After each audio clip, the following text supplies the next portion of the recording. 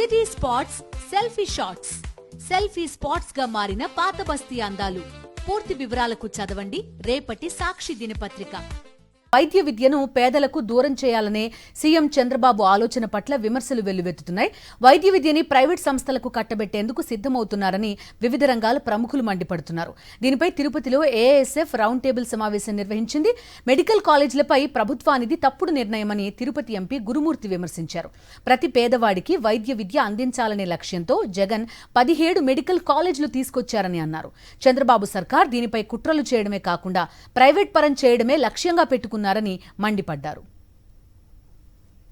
అలాగే ఈరోజు మనం ఇతర దేశాల్లో చూస్తే అక్కడ వాళ్ళ మెడికల్ ఫెసిలిటీస్ ఏ విధంగా ఉన్నాయి. ప్రతి ఒక్కరికి ఆరోగ్య భద్రత ఉంది. ఆ ఆరోగ్య భద్రత ఇతర దేశాల్లోనే కాదు ఆంధ్ర రాష్ట్రంలో కూడా ఉండాలని ఈరోజు మెడికల్ కాలేజెస్, దానికి అనుసంధానంగా 100 bed hospitals, nursing colleges, paramedical colleges అన్నీ పెట్టి ఇక్కడ యువతకి అలాగే అక్కడ ఉద్యోగాల కల్పనలో కావచ్చు, అలాగే ప్రజలందరికీ ఆరోగ్యాన్ని వరప్రసాదనిగా ఇవ్వాలనే మంచి ఉద్దేశంతో పెట్టినటువంటి ఈ కాలేజీలకు సంబంధించి దీన్ని ప్రైవేటు పరం చేయాలనుకోవడం, అలాగే ఇటు వ్యవస్థను మొత్తం నిర్వీర్యం చేయాలనుకోవడం అనేది చాలా పాపపు చర్య. అది ఖచ్చితంగా ప్రజల యొక్క బాధ, విద్యార్థుల యొక్క గోడు, అన్ఎంప్లాయ్మెంట్లో ఉన్నటువంటి విద్యార్థుల యొక్క గోడు ఖచ్చితంగా ఈ కూటమి ప్రభుత్వానికి తగులుతుందని మీకు ఈ మీడియా ముఖంగా హెచ్చరిక. గత ప్రభుత్వం 107, 108 జీవోలను తీసుకొచ్చిందని వాటిని రద్దు చేసి ప్రభుత్వ విద్యకి అందరినీ కూడా పేద విద్యార్థులకు అండగా నిలబడతామని కూటమి ప్రభుత్వం అధికారంలో రాకముందు ప్రగల్భాలు పలికింది. తీరా అధికారంలోకి వచ్చిన తర్వాత 107, 108 జీవోలు రద్దు చేయకుండా వాటికి కంటిన్యూ చేస్తామని చెప్పేసి ఈరోజు చేయడాన్ని తీవ్రంగా వ్యతిరేకిస్తాం. అదే పత్రులో రాయలసీమ ప్రాంత వాసులకి ముఖ్యంగా ఇక్కడ కరువు కాటకాలు అల్లాడుతున్నారు. విద్యార్థులంతా కూడా మెడికల్ కావాలంటే చాలా ఆశతో, కోటి ఆశలతో లక్షల రూపాయల కోచింగ్లు పెట్టి ఇక్కడ తీసుకున్నారు. అటువంటి పులివెందుల మెడికల్ కళాశాల కానీ మదనపల్లి మెడికల్ కళాశాల ఈ విద్యా సంవత్సరం ప్రారంభించాల్సింది. కానీ ఎన్ఎంసీ అప్రూవల్ కేవలం పులివెందుల మెడికల్ కళాశాలకు ఇచ్చిన తర్వాత 50 అడ్మిషన్లకు అక్కడ చర్యలు చేపడతామని అడ్మిషన్ చెప్పిన తర్వాత కూటమి ప్రభుత్వం, చంద్రబాబు నాయుడు గారి ప్రభుత్వం ఈరోజు ఎవరికీ తెలియకుండా అడ్డదారిలో ఒక లెటర్ రాస్తూ కేంద్ర ప్రభుత్వానికి పులివెందుల ఈ సంవత్సరం ఇన్ఫ్రాస్ట్రక్చర్ లేదు, అక్కడ సిబ్బందిని మేము నియమించలేమని చెప్పేసి అడ్మిషన్లు చేపట్టవద్దని అని ఒక లెటర్ రాయడాన్ని తీవ్రంగా వ్యతిరేకిస్తాను. చాలా దుర్మార్గమైన ఆలోచన.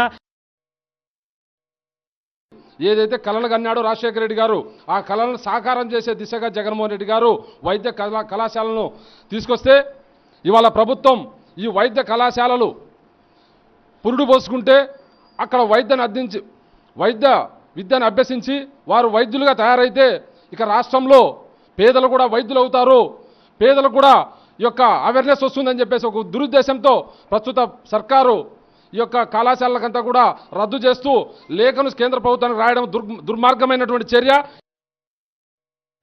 ఇవాళ రాష్ట్ర ప్రభుత్వం వ్యవహరిస్తూ ఉంది. దీనికి విద్యార్థి సంఘాల ఆందోళనకు పిలిపిస్తూ ఉన్నారు. ఈరోజు రౌండ్ టేబుల్ సమావేశం పెడతా ఉన్నారు. ఈ రౌండ్ టేబుల్ సమావేశంలో ప్రభుత్వం వెనక్కి తీసుకోకుండా పోతే విద్యార్థి సంఘాలు చేపట్టేటువంటి ఆందోళనకు వామపక్ష పార్టీలు, సిపిఐ, సిపిఎం అన్ని రాజకీయ పార్టీలు కూడా కలుపుకొని ఉద్యమాన్ని ముందు తీసుకోవడానికి మేము కూడా ముందుంటాం.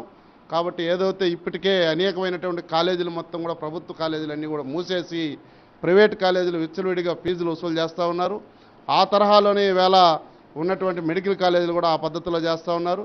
గుజరాత్ మోడల్తో ఇక్కడ తీసుకొని రావాలని ఒక ప్రయత్నం చేసి ప్రైవేట్ ఆదానికో లేదా అంబానీకో లేదా ఇంకోరికో ఈ కాలేజీలన్నీ కూడా అప్పచెప్పాలనేటువంటి ముఖ్యమంత్రి నారా చంద్రబాబు నాయుడు గారికి, అదేవిధంగా లోకేష్ గారికి కూడా విజ్ఞప్తి తెలియజేస్తున్నాం. ఈ మెడికల్ కాలేజీని ప్రభుత్వ రంగంలో నడపాలి. కావున కోర్టు ఈ కేసుని సుమోటోగా స్వీకరించి తక్షణమే పరిష్కారం చెప్పేసి ఈ సందర్భంగా మేము తెలియజేస్తున్నాము.